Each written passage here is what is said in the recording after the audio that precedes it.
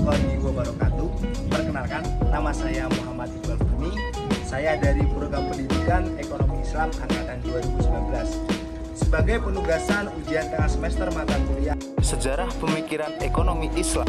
Pada kesempatan kali ini, saya ingin menyampaikan narasi video yang berjudul Kebijakan Kharaj atau biasa kita sebut dengan penarikan pajak oleh Abu Yusuf pada masa Daulah Abbasiyah. So, jangan kemana-mana, stay tune and happy watching.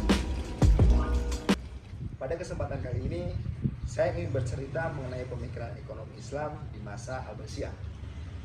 Outline-nya kurang lebih akan membahas sedikit mengenai Daulah Abbasiyah ya.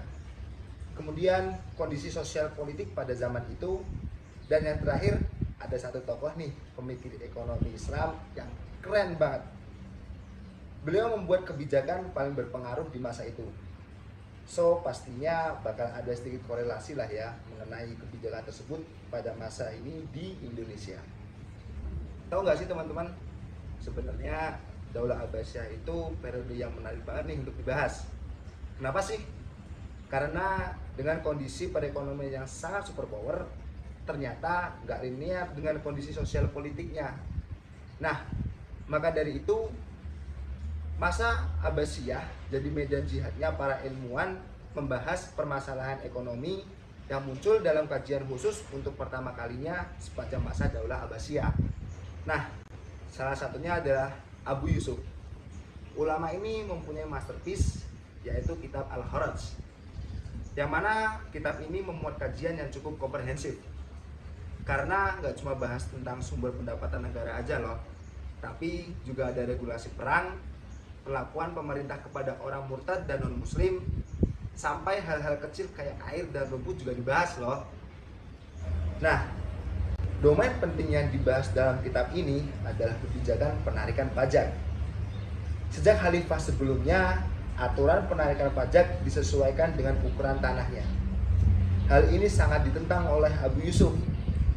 Sebenarnya model tersebut sama saja pemerasan kepada rakyatnya.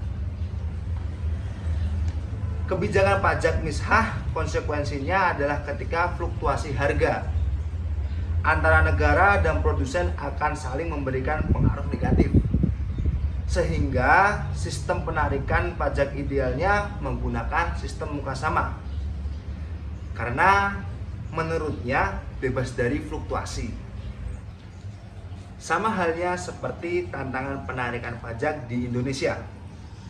Lemahnya penegakan hukum, birokrasi yang lumayan ribet lah ya, dan tingkat kepatuhan wajib pajak yang masih rendah akan menimbulkan selisih antara jumlah pajak yang dibayar oleh wajib pajak dengan jumlah pajak yang seharusnya dibayar, yang mana hal itu akan menjadi semakin besar. Walau a'lam bishawab, mungkin hanya ini yang dapat saya sampaikan.